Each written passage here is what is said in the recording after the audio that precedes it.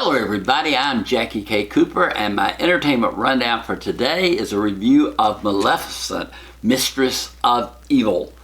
Now I think it was like 4 or 5 years ago that we got the first Maleficent that stars Angelina Jolie as the winged creature who is the protectress of Aurora. Aurora was the original Sleeping Beauty, and the first movie concerned all of that, and the prince awakening her with a kiss, etc., etc. But this time, Aurora is fully grown, and the prince, at the very start of the movie, asks her to become his bride. His kingdom is next door to the moor, or whatever it is, the forest where Maleficent lives and reigns, and the king above the prince's father, thinks that this union can bring peace to the country, and there will be no wars between them, between humans and these winged creatures anymore. The prince and Aurora just want to get married because they're madly in love, and not for any political reasons. But that's the basic core of the movie, is the union of the prince and Aurora, and then the prince's mother, who wants to wipe out all the creatures and will use any force necessary. She is played by Michelle Pfeiffer, and she just acts her heart out, chewing up the scenery to get the meanness of this woman, the prince's mother, and all of her evil machinations to cause the war and cause the battle. She even tries to kill her husband and then blames it on Maleficent. And Maleficent, who the legend has been the cruel evil one, is actually just wanting the best for whatever it makes Aurora happy.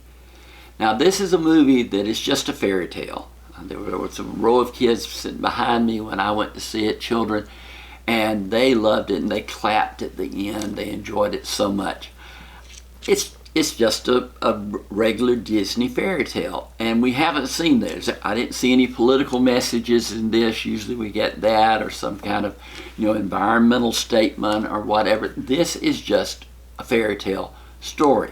And it looks like they pulled out all the stops and spared no expense in getting the castles behind all of the activities and the magnificent buildings and the costumes and all of that. Looks like they put a lot of money in that. And of course, having Angelina Jolie in the lead as Maleficent is no little task either.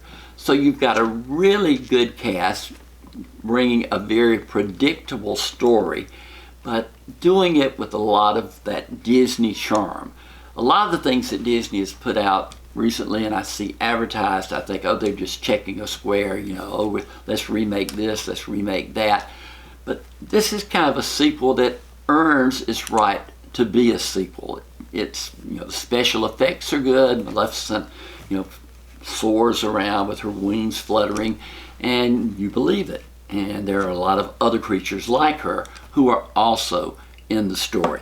The film is rated PG because there is violence, but it's never anything to be taken seriously. They have what supposedly are weapons that they use against each other, but I never saw that it caused any violence or any reactions. I don't know. That part of the movie was just never explained to me, and there are a lot of little odds and ends like that never do get explained.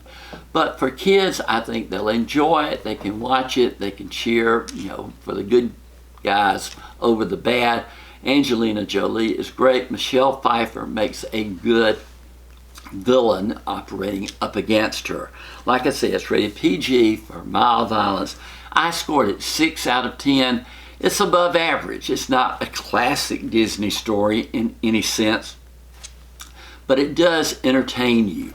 You aren't sitting there bored in any way, and it all looks great up there on the screen. So 6 out of 10 for Maleficent, Mistress of Evil. That's been my entertainment report. Now reach down there and hit the subscribe button. We've got a lot more movie reviews coming your way. But for today, that's my review of Maleficent, Mistress of Evil.